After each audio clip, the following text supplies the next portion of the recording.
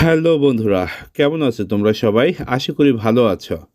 বন্ধুরা, আজকে কিছু চমকপ্রদ সংবাদ নিয়ে আপনাদের সামনে হাজির হয়েছি। বাংলাদেশ তার ইতিহাসে সবচেয়ে গুরুত্বপূর্ণ একটি আকাশ প্রতিরক্ষা চুক্তি করতে যাচ্ছে চীনের সাথে। আর সেটি হলো চীনের কারিগরি সহায়তায় বাংলাদেশ তার নিজ ভূখণ্ডে সামরিক ড্রোন কারখানা স্থাপন করার জন্য চীন সরকারের সাথে ৬০৮ কোটি টাকার একটি চুক্তি স্বাক্ষর করবে। আর এই চুক্তির ফলে বাংলাদেশের আকাশ প্রতিরক্ষা ব্যবস্থা নতুন সক্ষমতা ফিরে পাবে এবং তার আকাশ প্রতিরক্ষার সক্ষমতা ব্যাপক হারে বৃদ্ধি পাবে। বর্তমান অন্তর্বর্তী সরকারের প্রধান উপদেষ্টা ডক্টর মোহাম্মদ ইউনূস উনি ক্ষমতায় আসার পরপরই কিন্তু প্রতিরক্ষা সেক্টরের দায়িত্ব নিজেই নিয়েছিলেন এবং তিনি প্রতিরক্ষা সেক্টরের দায়িত্ব নেওয়ার পরপরই বেশ কিছু চমকপ্রদ বিষয় আমাদের সামনে তুলে ধরেছেন। এর মধ্যে তিনি মূলত আকাশ প্রতিরক্ষা ব্যবস্থাকেই তিনি গুরুত্বের সাথে দেখেছেন।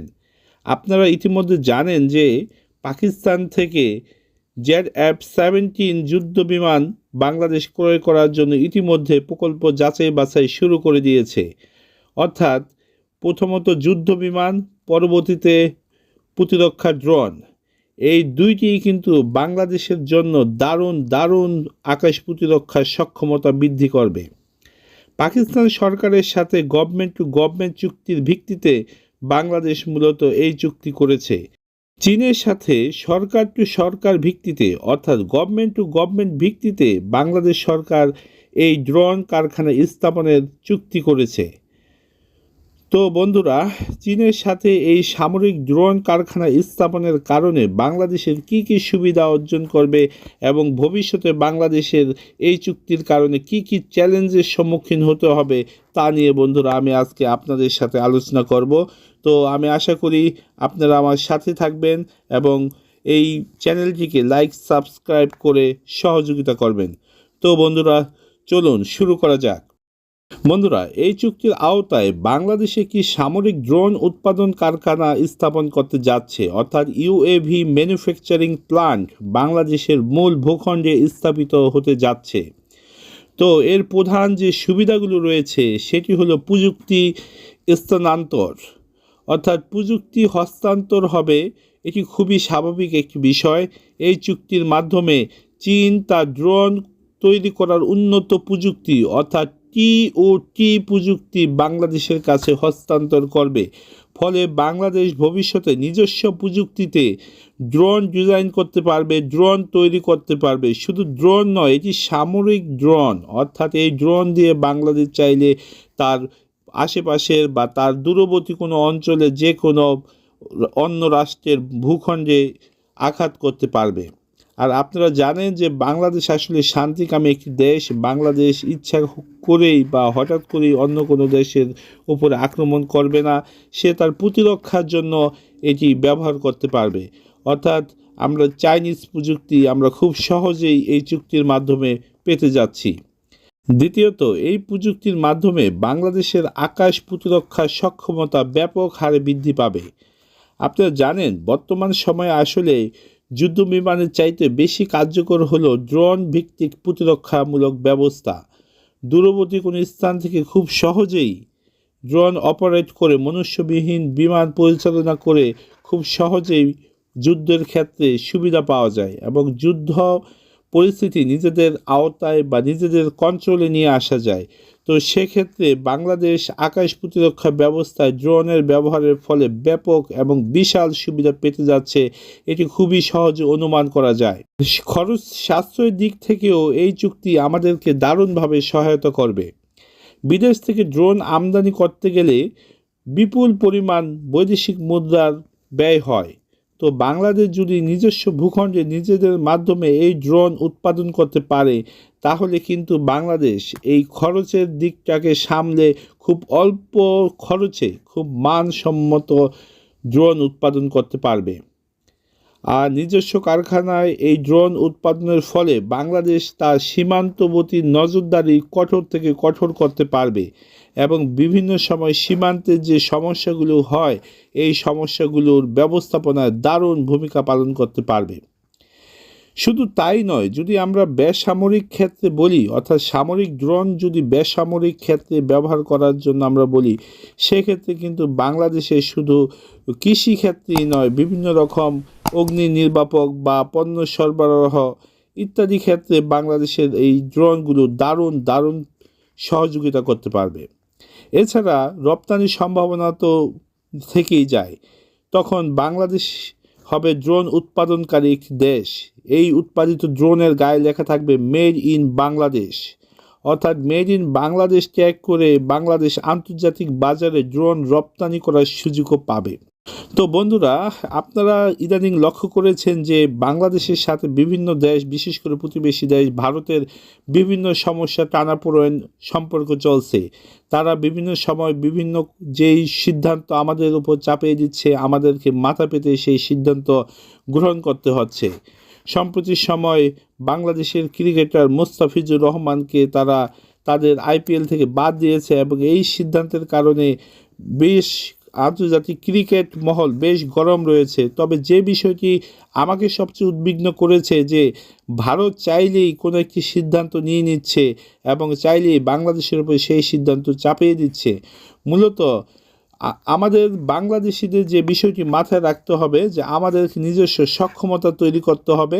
ভারত চাইলেই যেন বাংলাদেশের উপর কোনো সিদ্ধান্ত চাপিয়ে না দিতে পারে। বাংলাদেশ তার জন্য সবচাইতে উপযুক্ত যে বিষয়, যে সিদ্ধান্ত, বাংলাদেশ সেই সিদ্ধান্ত নেবে, এটিই স্বাভাবিক। আর এই স্বাভাবিক বিষয়টিকে বজায় রাখার জন্য বাংলাদেশকে আন্তর্জাতিক ক্ষেত্রে বিভিন্ন সক্ষমতা অর্জন করতে হবে। এই সক্ষমতার মধ্যে রয়েছে প্রতিরক্ষার সক্ষমতা, আকাশ ব্যবস্থার সক্ষমতা, আকাশ নিরাপত্তার সক্ষমতা, অর্থনৈতিক সক্ষমতা। আর যেহেতু ড্রোন উৎপাদনের ক্ষেত্রে বাংলাদেশ আকাশ প্রতিরক্ষার সক্ষমতা দারুণভাবে অর্জন করবে, সেক্ষেত্রে এটি খুবই অনুমেয় যে বাংলাদেশ ভবিষ্যতে খুবই দারুণ একটা মাস্টার প্ল্যানে যাচ্ছে, যে কারণে বাংলাদেশ বিমান বাহিনী তার সক্ষমতা শতগুণ বৃদ্ধি করতে পারবে বলে আশা করা যায়। তো বন্ধুরা, এই ড্রোন ব্যবহারের কারণে বা ড্রোন উৎপাদনের কারণে বা এই চুক্তির কারণে কিছু অসুবিধা বা চ্যালেঞ্জ কিন্তু আমাদের থেকেই যাবে। এর প্রথম যে সমস্যা, আমি আগেও বলেছি যে প্রতিরক্ষার ক্ষেত্রে একক কোনো দেশের ওপর নির্ভরতা থাকা মানে আপনার প্রতিরক্ষা ব্যবস্থাকে দুর্বল করে দেয়া। ভবিষ্যতে কোনো কারণে যদি চীনের সাথে বাংলাদেশের কোনো সম্পর্ক খারাপ হয়, অর্থাৎ চীনা প্রযুক্তির মাধ্যমে যেহেতু আমরা এই ড্রোন নির্মাণ করেছি, চীন চাইলে তাদের এই প্রযুক্তি নিজেদের মধ্যে কন্ট্রোলে রেখে আমাদের ড্রোনের যে ফল্স সাইড সেগুলো কিন্তু খুঁজে বের করতে পারে। অর্থাৎ যারা প্রযুক্তি বানায় তারা নিজেরা কিন্তু ওই প্রযুক্তির দুর্বলতা সম্পর্কে জানে। অর্থাৎ একক দেশের উপর নির্ভরতা করলে বাংলাদেশের এক্ষেত্রে বিভিন্ন ভূ রাজনৈতিক সংকটের সময় সাপ্লাই চেইন ঝুঁকির মুখে পড়তে পারে। দ্বিতীয়ত কথা হলো, ভূ রাজনৈতিক চাপ তো থেকেই যাবে। যেহেতু চীনের সাথে আমরা এত বড় একটি প্রতিরক্ষা চুক্তি করেছি, এই প্রতিরক্ষা চুক্তির ফলে কিন্তু ভারত কিংবা মার্কিন যুক্তরাষ্ট্র আমাদের এই বিষয়টাকে খুব ভালোভাবে নেবে না। বিভিন্নভাবে তারা কূটনৈতিকভাবে বিভিন্ন চাপ প্রয়োগ করতে পারে। বিশেষ করে ভারত তার শিলিগুড়ি করিডোর নিয়ে কিন্তু খুবই সংবেদনশীল এবং এই শিলিগুড়ি করিডোর নিয়ে তারা হয়তো ভাবতে পারে বাংলাদেশ আকাশ প্রতিরক্ষা ব্যবস্থায় সক্ষমতা যত বেশি অর্জন করবে, তাদের শিলিগুড়ি করিডোরের নিরাপত্তা তত বেশি অরক্ষিত হয়ে পড়বে। সে বিষয়ে কিন্তু বাংলাদেশকে ভূ রাজনৈতিক চাপ সামলাতে হবে। একই সাথে বাংলাদেশ কিন্তু গোপনীয়তা বা নিরাপত্তা ঝুঁকির মধ্যে পড়তে পারে। সার্ভেইলেন্স লিকেজ নামে বিষয়গুলো কিন্তু থেকেই যাচ্ছে, অর্থাৎ কারিগরি ঝুঁকির আশঙ্কা এবং জাতীয় নিরাপত্তার বিষয়টি কিন্তু এখানে রয়েছে। তো বাংলাদেশের বিমান বাহিনীর উচিত হবে এই চুক্তি বাস্তবায়নের সাথে সাথে ড্রোন উৎপাদনের সাথে সাথে জাতীয় নিরাপত্তার বিষয়টি অর্থাৎ গোপনীয়তার বিষয়টি এখানে মাথায় রাখা। তাছাড়া আরেকটি বিষয়, যেটি বর্তমান রানিং অবস্থায় বাংলাদেশের ড্রোন উৎপাদনের ক্ষেত্রে যে উচ্চমানের প্রকৌশলী অপারেটর প্রয়োজন, বাংলাদেশে কিন্তু তা ঘাটতি আছে। তো এইটাকে আমি খুব বেশি চ্যালেঞ্জ মনে করি না, কারণ কোনো একটি বিষয়, কোনো একটি প্রযুক্তি যখন বাংলাদেশে আসবে, সেটি ব্যবহারের সাথে সাথে আমাদের নিজেদের দেশে উন্নত মানের দক্ষ জনবল কিন্তু গড়ে উঠবে। একসময় দেখা যাবে বাংলাদেশে এর চাইতে উন্নত মানের ড্রোন উৎপাদন করতে পারছে, উন্নত মানের প্রযুক্তি বাংলাদেশ নিজেই উদ্ভাবন করতে পারছে। তো বন্ধুরা, সহকারী সহযোগী দেশ চীন আমাদেরকে দারুণ একটি চুক্তি, দারুণ একটি ব্যবস্থাপনায় সহযোগিতা করছে।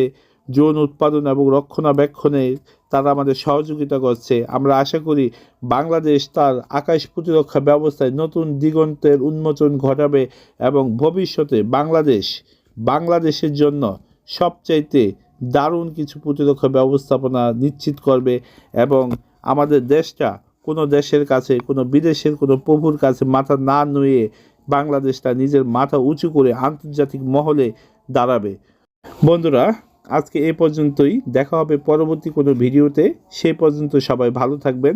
আল্লাহ হাফেজ। আসসালামু আলাইকুম।